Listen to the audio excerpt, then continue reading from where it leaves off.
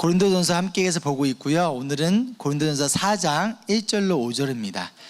원래 오늘 4장 전체를 할 계획이었지만 우리가 지난주에 했던 큐티 세미나를 좀 연습하는 시간을 갖기 위해서 일부러 좀 5절까지만 오늘은 보고요. 다음 주에 6절부터 이어서 좀 보도록 하겠습니다. 먼저 말씀 함께 읽도록 하겠습니다. 저희 교회는 한글은 3번역, 영어는 ESV 버전을 사용하고 있습니다. 제가 1절 읽고 여러분들 2절 읽고 그렇게 교독하겠습니다. 사람은 이와 같이 우리를 그리스도의 일꾼이요 하나님의 비밀을 맡은 관리인으로 보아야 합니다.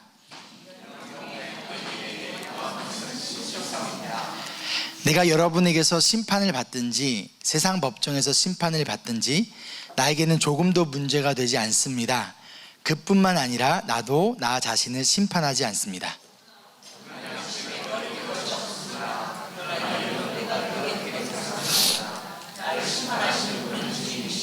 5절입니다. 그러므로 여러분은 주님께서 오실 때까지는 아무것도 미리 심판하지 마십시오.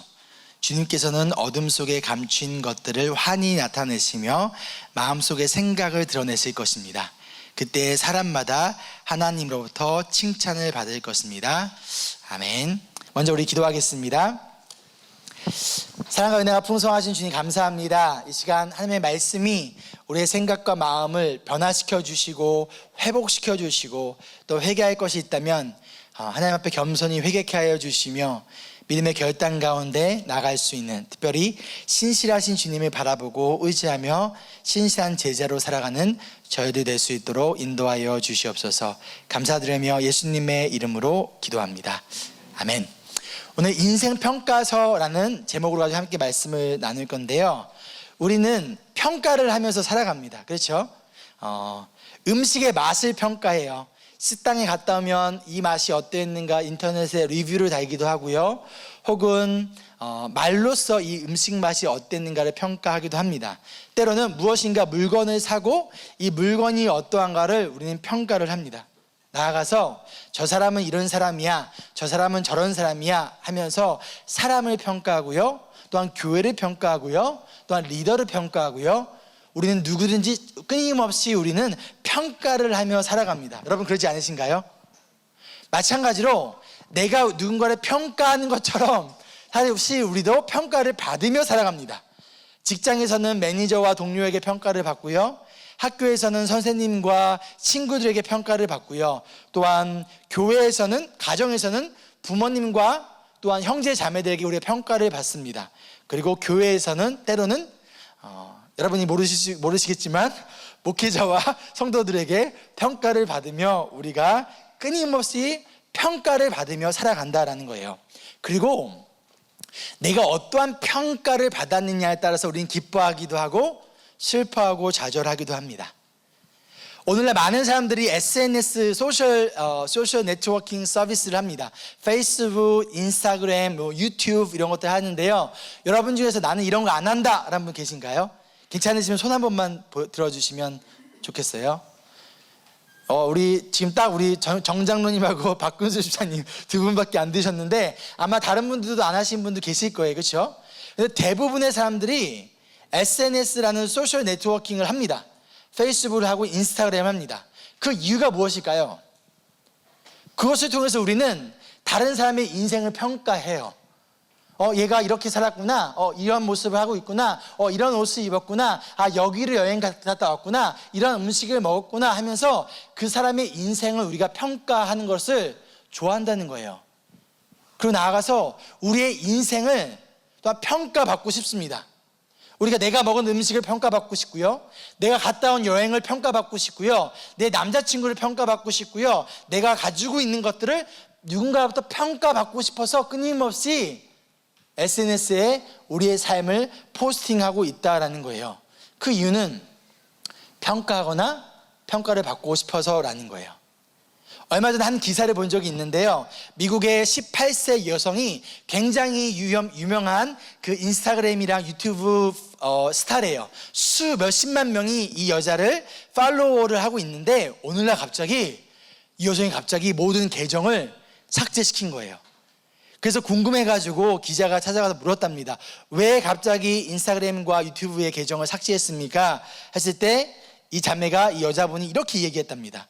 더 이상 내 인생을 다른 사람들한테 평가받고 싶지 않아요.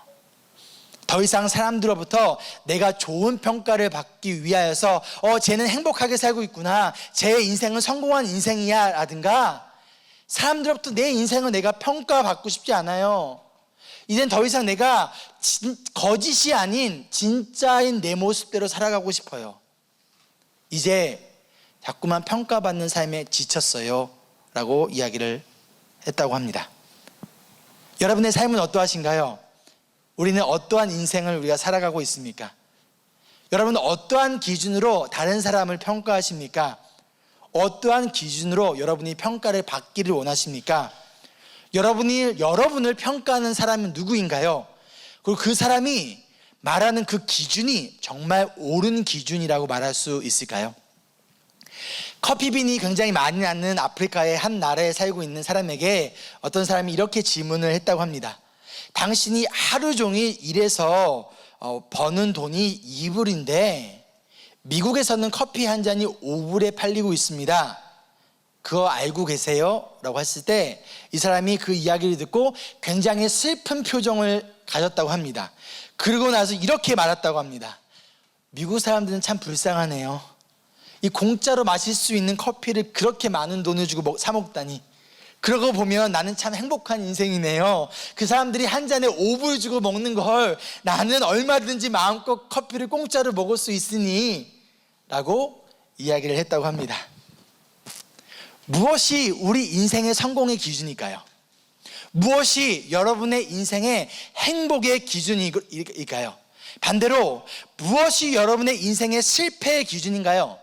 무엇이 여러분의 인생을 과연 실패했다 혹은 잘못 살고 있다 또는 성공했다라고 말할 수 있는 기준이란 과연 무엇일까요? 우리가 지금까지 바라보고 있는 고린도 교회의 문제는 특별히 첫 번째 문제였던 분열의 문제는요, 이 성도들이 또한 고린도 교회 사람들이 잘못된 기준으로 사람들을 평가하고 판단하면서 시작이 됐습니다. 특히 이들은 하나님이 고린도 교회를 위하여 주신 아볼로와 바울이라는 리더십들을 자신들의 기준과 나아가 세상의 기준에 따라 이 사람은 좋은 리더야, 이 사람은 내 사람이 아니야, 이 사람은 성공한 사역자야, 이 사람은 실패한 사람이야 등등 그들을 평가했고, 나아가 뒤로 가면 갈수록 성도들 사이에서도 쟤는 괜찮은 사람, 쟤는 나쁜 사람, 저 사람은 성공한 인생, 저 사람은 실패한 인생, 저 사람은 믿음이 좋은 사람, 저 사람은 믿음이 안 좋은 사람 하면서 끊임없이 판단하고 평가하고 있었다라는 거예요. 그런 그들에게 바울은 오늘 말씀을 통해서 자신들을 평가하고 판단하는 기준이 잘못되었을 뿐만 아니라 그들에게 너희들에게는 내 인생을 평가할 자격이 없어 라고 이야기를 하고 있습니다.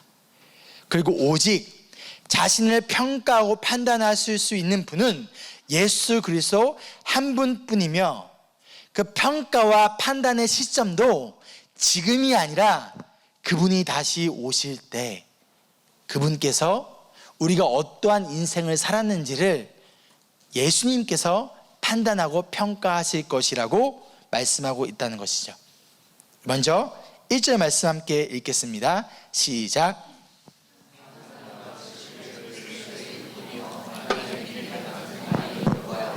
자, 바울은 자신과 아볼로의 역할을 두 가지로 이야기하고 있습니다. 뭐와 뭐죠? 그리스도의 일꾼, 하나님의 비밀을 맡은 관리인. 자, 먼저 일꾼을 좀 볼게요. 일꾼을 보면 영어로 servant라는 단어인데요, 헬라어 단어의 뜻은 누군가의 밑에 있다 혹은 누군가의 밑에서 그 명령을 듣다라는 뜻이에요. 근데 바울은 자신을 누구의 일꾼이라고 얘기합니까? 그리스도의 일꾼. 그 말인즉 나는 그리스도 예수님 밑에서 일하는 사람, 그분의 명령을 듣는 사람이라고 이야기하고 있어요. 이 말인즉 나는 예수님의 일꾼이기 때문에 내가 잘하고 있는지 못하고 있는지, 내 인생이 성공한 인생인지 실패한 인생인지는 너희들이 평가할 자격이 없어. 난 너희들의 일꾼이 아니야. 너희들은 나와 같은 하나님의 일꾼이잖아. 일꾼이 일꾼을 평가하니 우리를 평가할 수 있는 분은 우리의 주인 되신 예수님 뿐이야 라고 첫 번째로 이야기하고 있습니다. 자, 두 번째, 하나님의 비밀을 맡은 관리인. 하나님의 비밀이 뭐라고 했죠? 복음, 예수 그리스도의 복음을 맡은 관리인, 청지기 혹은 스튜어드라고 이야기합니다. 즉, 내가 복음의 창시자가 아니야. 나를 왜 이렇게 경배하니? 왜 예수님이 중심이 아니라 나 중심이니? 나는 복음을 만든 사람이 아니야. 나는 그저 복음의 무엇이다라는 거예요? 관리인이 뿐이야. 그렇기 때문에 나의 역할은 복음이 망가지지 않도록, 복음의 본질이 훼손되지 않도록 보호하고 지키며, 나아가 올바른 복음의 씨앗을 심고 그 복음이 잘 자랄 수 있도록 물을 주는 역할인 관리인이야 라고 자신의 역할을 이야기를 하고 있습니다. 그렇기 때문에 3절에서 바울은 내가 여러분에게 심판을 받든지 세상 법정에서 심판을 받든지 I don't care. 나는 상관하지 않아요. 나에게 문제가 되지 않아요. 그리고 나 자신조차도 저를 심판하지 혹은 판단하지 않습니다 라고 이야기를 하고 있어요. 그 이유는 무엇이죠? 4절에 나를 심판하시는 분은 누구이시기 때문에? 주님, 예수님이시기 때문에 라며 자신들을 지금 평가하고 판단하고 있는 고린도교의 성도들에게 너희들에게 평가할 자격이 없어. 오직 예수님만이 나의 인생을, 우리의 인생을 판단하고 평가하실 수 있는 분이야 라고 이야기하고 있습니다. 자, 그렇다면 바울과 아볼로만 예수님의 일꾼인가요? 그들만 복음의 관리인인가요? 우리는 어떠한가요? 우리는 하나님의 형상대로 만들어진 피조물이자 또는 하나님의 뜻에 따라 예수 그리스도를 통하여 구원을 받은, 즉 하나님의 뜻대로 살아가기 위하여 하나님의 뜻이 하늘에서 이루어진 것 같이 이 땅에서 이루어지게 하기 위하여 구원받은 주님의 백성이자 자녀이자 주님의 일꾼이고요, 복음의 관리인이 바로 구원받은 우리 모두라는 거예요. 맞나요, 여러분? 아멘. 그렇다면 우리의 인생을 판단하고 평가하는 것이 누구여야 합니까? 바로 우리를 구원하신 예수님이시라는 거예요. 다른 사람도 아니고 이 세상의 가치도 아니라 오직 예수 그리스도만이, 즉 우리의 창조주이자 구원자이자 우리의 인생의 주인 대신 우리에게 이런 사명을 주신 예수님만이 우리의 인생을 판단하고 심판할 수 있는 분이시라는 거예요. 맞습니까? 맞습니까, 여러분? 아멘. 그렇다면 지금까지 여러분은 누구에게 판단과 평가를 받아오셨습니까? 누구에게 지금 내가 인정받기 위해서 지금 발버둥 치며 살아가고 있습니까? 사람인가요? 예수님인가요? 세상의 기준인가요? 성경의 기준인가요? 바울은 지금 당당하게 말합니다. 너희가 나를 평가할 수 없어. 너희가 나를 판단할 수 없어. 너희에게는 그러한 자격이 없어. 너희도 나와 같은 일꾼이잖아. 오직 우리의 주인이신 예수님만이 우리의 인생을 심판하고 판단하실 수 있는 분이야. 마찬가지입니다. 그 어떤 사람도 지금 여러분의 인생과 여러분의 삶을 가치 있다 혹은 성공한 인생을 살고 있다, 반대로 실패한 인생을 살고 있다라고 판단하고 평가할 수 있는 사람은 없다라는 거예요. 사람들이 말하는 인생의 성공의 기준이나 세상에서 요구하는 행복의 기준으로 지금 여러분의 인생을 성공한 인생 또는 실패한 인생이라고 판단하거나 평가할 수 없다라는 거예요. 또한 세상의 기준으로도 마찬가지입니다. 우리가 살아가고 있는 세상의 기준에 따라 내가 얼마만큼의 돈을 버느냐, 우리 아이들이 얼마나 좋은 대학을 가느냐, 혹은 우리가 얼마나 인정받는 연봉이 많은 사람들이 다 알만한 좋은 직장을 다니느냐, 혹은 얼마나 크고 좋은 집을 우리가 사느냐 등으로 하나님의 자녀이자 예수님의 제자인 복음의 일꾼인 우리의 인생을, 여러분의 인생을 평가하거나 판단할 수 없다라는 거예요. 그런데 만약 여러분이 혹은 우리가 사람들과 세상의 기준에 따라 성공한 인생이라는 판단과 평가에 지금 목매어 그 잘못된 시선에서 하루빨리 벗어나기를 소망합니다. 그 누구도 여러분의 인생을 평가하거나 판단할 수 없습니다. 그리고 만약 여러분이 여러분의 생각과 여러분이 가지고 있는 어떤 세상의 기준과 여러분의 가치관에 따라서 지금 다른 사람들의 인생을 판단하고 평가해 왔다라면 저 사람의 인생은 성공한 인생이야, 저렇게 살면 실패한 인생이 될 거야, 저 사람은 믿음이 좋은 사람이야, 저 사람은 신앙이 안 좋은 사람이야, 저 사람은 성공한 그리스도인이고 저 사람은 괜찮은 사람이야, 그러나 저 사람은 안 좋은 크리스천이야 라며 내 생각과 내 기준으로 누군가를 평가하고 판단하고 있다라면 얼른 하나님의 자리에서, 예수님의 자리에서 내려오시기를 주의 이름으로 축복합니다. 아멘. 또한 여러분 자신에게도 스스로 나의 인생을 판단하고 평가할 자격이 없다는 거예요. 혹시 스스로를 지금 이 순간 끊임없이 남들과 다른 사람의 인생과 비교하면서 자신의 인생을 정죄하며 살아가고 있습니까? 끊임없이 나를 다른 사람과 비교하면서 혹은 사람들과 세상이 말하는 성공과 행복의 가치관, 그 기준에 따라서 나는 실패한 인생이야, 나는 성공하지 못했어, 내 인생은 이렇게 살다가 실패하고 말 거야 라고 생각하고 있습니까? 또는 나는 믿음이 약해, 다른 사람들 봐봐, 우리 임백 장로님 봐봐, 우리 우재 봐봐, 저렇게 살아가는데 나는 저렇게 살 수 없어, 고로 나는 믿음이 없나 봐, 나는 예수님의 제자가 아닌가 봐, 나는 예수님을 위해서 할 수 있는 게 아무것도 없는 사람인가 봐, 나는 쓰임받지 못할 거야 라며 스스로를 혹시 실패한 크리스천, 실패한 그리스도인으로 판단하고 평가하고 있습니까?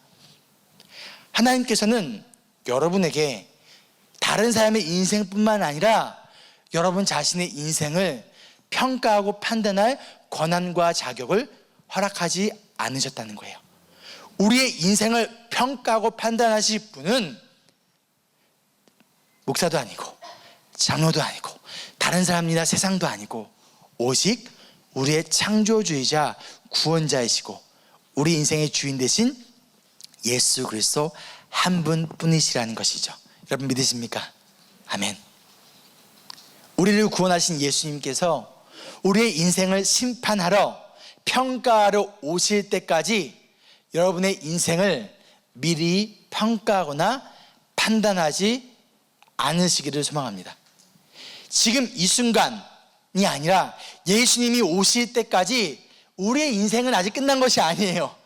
지금 이 순간 잘 나가고 성공한 듯 보여도 반대로 지금 이 순간 실패하고 내 인생에 절망만 있고 소망이 없는 듯 보여도 우리의 인생은 아직 끝나지 않았다는 거예요.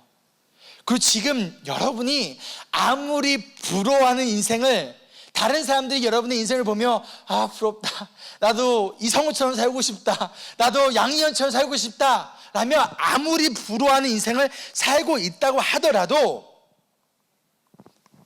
예수님 앞에서 칭찬받고 인정받는 인생이 아니라면 그것이 과연 무슨 소용이 있겠습니까? 판단하고 심판할 자격이 없는 사람이 아무리 인정해줘도 뭐합니까? 판단하고 심판할 수 있는 자격이 있으신 분이 인정하지 않는다면, 반대로 판단하고 평가할 수 있는 사람이 할 자격이 없는 사람이 아무리 여러분 향해 너의 그렇게 살면 안 돼 정준, 그러면 너의 인생은 실패한 거야, 그렇게 살면 행복할 수 없어, 이렇게 살아야 돼 라고 말한다고 한들 하더라도 진짜 판단할 수 있고 심판할 수 있는 그분이 아니야, 너 잘 살고 있어, 너의 인생을 인정한다 라며 칭찬하신다면 어떠한 것이 진정으로 지혜로운 그리고 가치 있는 인생을 살았다라고 말할 수 있을까요? 그렇다면 우리의 심판자이자 평가자이신 예수님이 우리의 인생에 무엇을 보고 평가하십니까? 얼마나 세상의 지혜와 능력을 가졌는가? 얼마나 지금 사람들로부터 인정을 받고 있는가? 얼마나 크고 대단한 사역들을 하였는가? 그렇지 않다라는 거예요. 그리스도의 인생, 구원받은 주님의 제자의 인생을 평가하실 때 예수님의 기준은 한 가지입니다. 무엇이라고요? 신실하였는가라는 거예요. 우리 2절 말씀 노란 부분 다시 한번 같이 읽겠습니다. 시작. 이런 경우에 관리인에게 요구되는 것은 신실성입니다. 그럼 우리에게 질문해 볼 수 있는 것은 이거예요. 예수님의 일꾼으로서, 제자로서 나는 신실하였는가?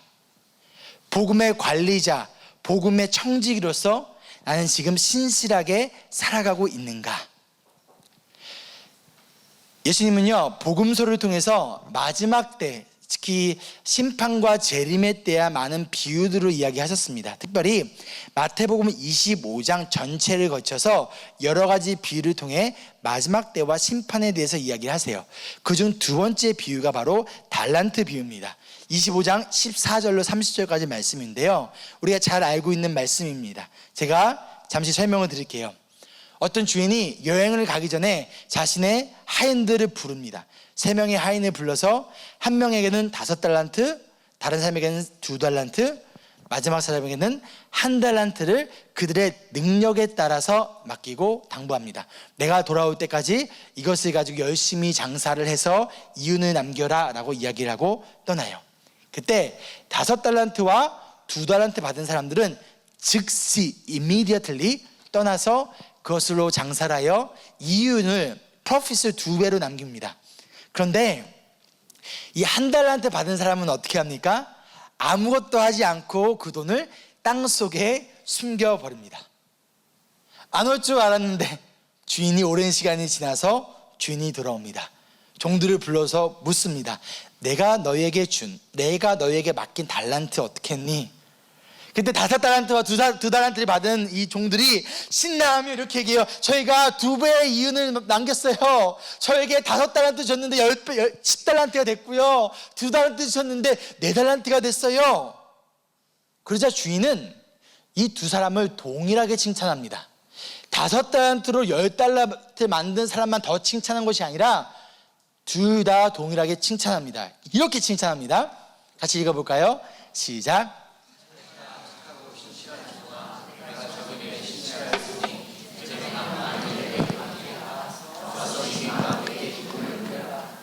판단과 평가의 기준이 무엇이었나요? 신실. 착하고 신실한 종아, 너가 적은 일에 신실하였으니 주인과 함께 기쁨을 누리라라 라는 거예요. 그렇다면 반대로 1달란트를 맡겼는데 아무것도 안 하는 사람에게 주인이 이렇게 얘기합니다. 같이 읽어볼까요? 시작. 그러나 1달란트를 받은 사람은 다가와서 말하였다. 주인님, 나는 주인이 굳은 분이시라 쉽지 않은 데서 거두시고 뿌리지 않은 데서 모으시는 줄로 알고 무서워하여 물러가서 그 달란트를 땅에 숨겨두었습니다. 보십시오, 여기에 그 돈이 있으니 받으십시오. 자, 이 종의 문제가 무엇인가요? 아무것도 안 한 것 문제입니다. 그렇죠? 그보다도 진짜 문제는 무엇이었죠? 주인에 대해서 몰랐어요. 그 주인이 어떠한 분이신지 몰랐어요. 이 주인이 내가 1달란트 줬다가 내가 잃어버리면 나를 벌하시겠지? 나를 쫓아버리시겠지? 그런 무섭고 이런 냉정한, 주인이 굳은 분이라 자비가 없고 사랑이 없고 이런 무섭고 두려운 사람으로 알았기 때문에 내가 받은 것을 그대로 아무것도 하지 않은 채 숨겨두었다라는 거예요. 이 주인은 이 종에게 뭐라고 얘기합니까? 이렇게 얘기합니다. 악하고 게으른 종아, 너는 내가 심지 않은 데서 거두고 뿌리지 않은 데서 모으는 줄 알았다. 이 주인이 누군지 알지 못했어요. 그렇기 때문에 자신이 가지고 있는 맡긴 것을 성실하게 신실하게 살지 못했다라는 거예요. 자, 그렇다면 여기서 말하는 주인은 누구인가요? 바로 예수님이세요. 그렇죠? 종은 누구인가요? 바로 저와 여러분, 우리 모두입니다. 예수님이 우리에게 각자 예수님의 것들을 저희에게 맡기셨습니다. 내게 아니라 예수님의 것이에요. 저와 여러분에게 예수님의 시간을 맡기셨습니다. 저와 여러분에게 예수님의 물질을 맡기셨습니다. 저와 여러분에게 예수님의 사람들을 맡기셨습니다. 저와 여러분에게 예수님의 사명을 맡기셨습니다. 예수님이 맡기신 달란트를 어디에, 그 누구를 위하여 사용하고 계십니까? 최선을 다하여 나에게 구원하시고 이것을 주신 예수님을 위해 사용하십니까? 아니면 나를 위해서만 사용하고 있습니까? 또는 내가 받은 것에 만족하지 못하고, 주님, 왜 쟤는 5달란트, 나는 1달란트밖에 안 줘요? 라며 끊임없이 다른 사람의 인생과 비교하고 그 가운데 스스로 판단하고 정죄하며 하나님께 감사하지 못하고 나는 이것밖에 안 줬어요. 왜 내 인생은 이것밖에 안 돼요? 왜 저 사람은 저런 능력이 있는데 나는 이것밖에 안 됩니까? 왜 저 사람은 저만큼의 믿음이 있는데 나는 왜 이만큼밖에 없습니까? 왜 저 사람은 이만큼 할 수 있는데 왜 나는 이거밖에 못합니까? 라며 끊임없이 다른 사람과 혹은 다른 사람과의 인생과 비교하며 감사하지 못하고 하나님께 원망하며 하나님은 나를 사랑하지 않으셔. 당신은 두려운 하나님이에요. 무서운 하나님이에요. 자비가 없으신 하나님이에요. 봐요, 내 인생 봐요. 나는 하나밖에 없잖아요. 라며 만족하지 못하고 불평하며, 그래서 하나님이 여러분에게 맡기신 것을 어딘가에 숨겨놓고 묵혀만 두고 계십니까? 예수님은요, 우리 모두에게 달란트를 주셨습니다. 그런데 중요한 것은 내가 남들보다 많이 받았느냐 혹은 적게 받았느냐가 아니에요. 하나님이 5달란트 맡긴 사람을 더 칭찬하지 않았어요. 동일하게 5달란트냐 2달란트냐가 중요한 것이 아니라 무엇이든지 하나님이 나에게 주신 것을 신실하게 주인 되신 예수님을 위하여 사용하였는가라는 거예요. 관리인, 청지기에는 책임이 따릅니다. 주인이 있던 없던 간에 해야 할 사명이 있다는 거예요. 여러분, 스파이더맨 1편에 보면 이런 말이 나옵니다. 피터라는 삼촌이 죽으면서 피터의 삼촌이 죽으면서 피터에게 이런 말을 해요. With great power, with great responsibility. 많은 훌륭한 파워에는 능력에 뭐가 따른다는 거예요? 그만큼의 책임이 따른다는 거예요. 사실 하나님 우리에게 더 많은 것을 주셨다면, 여러분에게 더 많은 시간과 더 많은 물질과 더 많은 능력과 더 많은 것을 주셨다면 하나님은 그만큼의 책임을 주시는 거라는 거예요. 나에게 그만큼 다른 사람과 비교했을 때 적은 시간과 적은 물질과 적은 능력과 적은 은사가 있다면 하나님은 그것만큼의 책임을 물으시는 분이시라는 거예요. 많고 적고 중요한 것이 아니라 내가 나에게 주신 것에 감사하며 그것에 신실하게 주님의 종으로 살아가고 있느냐 그렇지 않느냐라는 거예요. 그리고 주인 되신 예수님은 분명 다시 와서 우리의 인생을 평가하고 판단하실 것이라고 약속하셨습니다. 우리 모두의 인생의 끝에는 무엇이 있다? 주인 되신 예수님의 평가와 심판이 있다라는 거예요. 그리고 그 기준은 무엇입니까? 예수의 제자로 복음의 일꾼으로 신실하였는가 라는 것이죠. 하나님이 여러분에게 주신 것은 무엇인가요? 나에게 주신 달란트? 잘 기억이 안 나요. 그러면 이렇게 생각해 볼까요? 여러분에게 주신 시간, 공평하게 우리 모두에게 주신 것, 시간. 나는 그 시간들을 어떻게 사용하고 있는가? 그러나 진작 중요한 것은 내가 받은 달란트가 무엇인가가 아니라 무엇이라는 거예요? 내가 받은 은사가, 달란트가, 능력이 중요한 것이 아니라 나에게 주어진 것을 감사하며 어떻게, 누구를 위하여 우리가 살아가고 있는가라는 것이죠. 하나님께서 한 분도 빠짐없이 이 자리에 있는 우리 모두에게 하나님의 달란트를, 은사를 선물로 우리에게 주셨습니다. 내가 그것을 인정하든 인정하지 않든, 내가 그것을 감사하며 만족하든 만족하지 않든 우리에게는 주어졌다는 거예요. 그 가운데서 하나님은 그것에 감사하며 주어진 것을 가지고 주인 되신 예수님을 위하여 신실하게 살아가는 자들을 보고 기뻐하신다는 거예요. 능력이 뛰어난 자, 남들보다 더 큰 재능이 있는 자, 그것이 중요한 것이 아니라 무엇이든지 whatever, 하나님께서, 예수님께서 우리에게 주어주신 것을 신실하게 감당하는 자의 인생을 기뻐하시고 그런 자에게 더 큰 것을 주기를 원하시는 것이 바로 예수님의 마음이라는 거예요. 나에게 주어주신 이것도 지금 감당하지 않고 신실하지 않으면서 만약에 더 큰 것을 꿈꾸고 있다면 그것은 잘못됐다는 얘기예요. 적은 것에 충실하였으니, 그렇죠? 맡겨진 것에 지금 순간 신실한 자에게 더 큰 것을 맡기시는 것이 바로 하나님의 뜻이자 그분의 방법이라는 것을 생각하며 우리에게 맡겨주신 것들을 작은 것부터 신실하게 사용하는 우리 모두가 되기를 소망합니다. 그리고 우리의 주인 되신 예수님께서 다시 오실 때 저와 여러분에게 분명 물으실 겁니다. 내가 하나님의 나라와 영광을 위하여 너에게 준 시간과 물질과 능력과 은사들을 어디에 그리고 누구를 위해 사용하였니? 그것을 가지고 누구의 인정을 받고자 살아왔니? 사람들의 인정이니 아니면 예수님의 인정이니? 고린도전서 4장 5절 말씀 함께 읽겠습니다. 시작.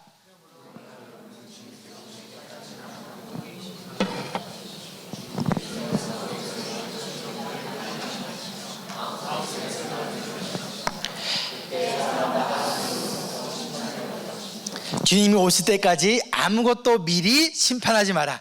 아직 우리 아무도 누구의 인생을 심판할 수 없습니다. 그렇죠? 누구의 인생을 판단할 수 없습니다. 제 인생을 여러분 판단하지 마십시오. 저도 여러분의 인생을 판단하지 않겠습니다. 그러나 판단자는 오신다라는 거예요.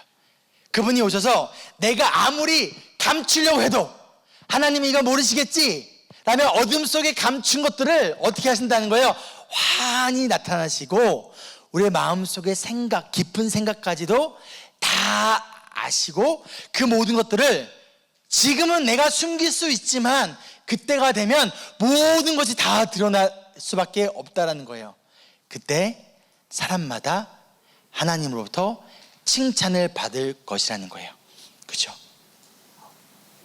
내가 지금 무엇을 위해 살아가는지, 누구의 시선과 누구의 판단에 내가 지금 목매어 살아가는지, 자신의 영광과 이름을 위해 혹은 내 삶의 편안함을 위하여 하나님께 기도하는지, 아니면 하나님 나에게 맡겨주신 것을 하나님의 나라와 영광을 위해 살아가기 소망합니다, 신실한 제자로 살아가기 소망합니다, 주님 도와주세요 라며 주님의 도우심을 구하며 간절히 기도하는지 하나님은, 예수님은 다 아신다라는 거예요.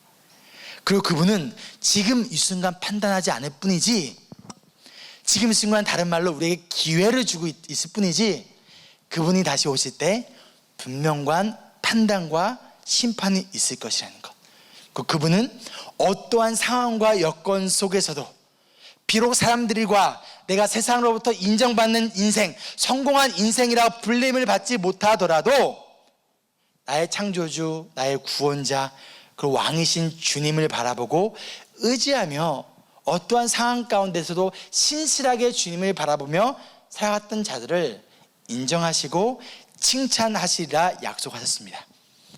여러분, 우리 아직 늦지 않았습니다.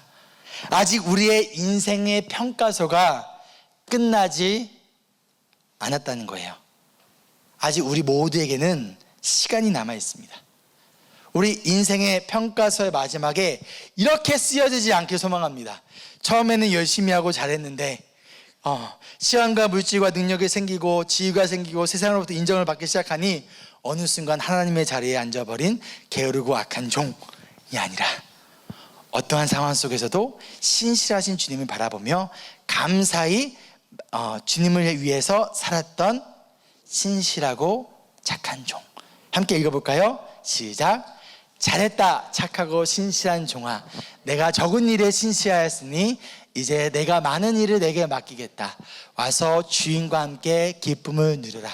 우리 인생의 평가서의 마지막에 이렇게 평가서가 남기를 주의 이름으로 소망하며 축복합니다.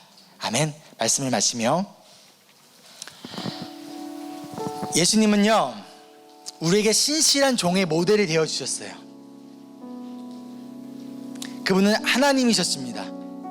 그런데 종인 우리를 위해 이 땅에 종의 몸으로 오셔서 신실한 하나님의 종으로서의 삶의 모습을 우리에게 보여주셨어요. 그리고 자신에게 맡겨졌던 십자가의 사명을 신실하게 그리고 기쁨으로 감당하셨어요. 우리 사랑하는 우리 제자 여러분, 세상의 지혜와 능력으로 우리는 신실하게 살아갈 수 없습니다. 그러나 신실하신 하나님의 지혜이자 능력 대신 그 예수님을 바라보며 불성실한 우리를 위하여 죽으신 신실하신 예수님을 의지하며 그분의 도우심을 구하며 우리가 나아갈 때 우리는 신실한 주님의 제자로 맡겨진 복음의 사명을 감당할 수 있다는 거예요. 그리고 우리에게 주어진 좋은 굿뉴스가 있습니다. 그것이 뭐라는 거예요? 신실하신 예수님이 우리를 포기하지 않으신다는 거예요. 신실하신 예수님이 지금까지의 여러분의 삶을 바라보면서 얘는 안 될 것 같아, 아웃, 얘는 가능성이 있네, 좀 더 써볼까?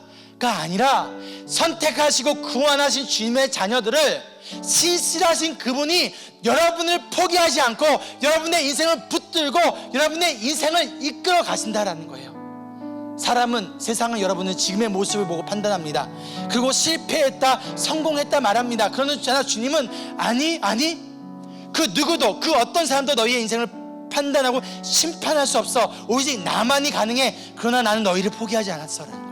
너의 인생을, 너의 자녀들의 인생을 내가 포기하지 않았어. 신실한 내가 너의 인생을 붙들고 너의 자녀의 인생을 붙들고 내가 이끌어 갈 거니 너희가 할 것은 무엇이다? 신실하신 나를 봐라.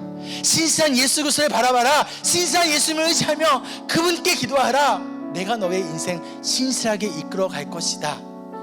그러니 여러분, 지금 이 순간 나의 환경과 상황을 바라보는 것이 아니라, 나의 실패와 과거의 실패와 현재의 연약함을 바라보는 것이 아니라, 사람과 세상의 시선에 얽매이는 것이 아니라, 오직 여러분의 인생을 평가하실 수 있는 그 신실하신 예수님, 우리를 포기하지 아니하시라, 내가 너희를 흰 눈동자로 지키리라 라고 약속하신 그 신실하신 예수님의 말씀과 그 약속을 붙들고 그분의 도우심 가운데 신실한 주의 자녀로, 제자로 살아가시기를 주의 이름으로 축복합니다.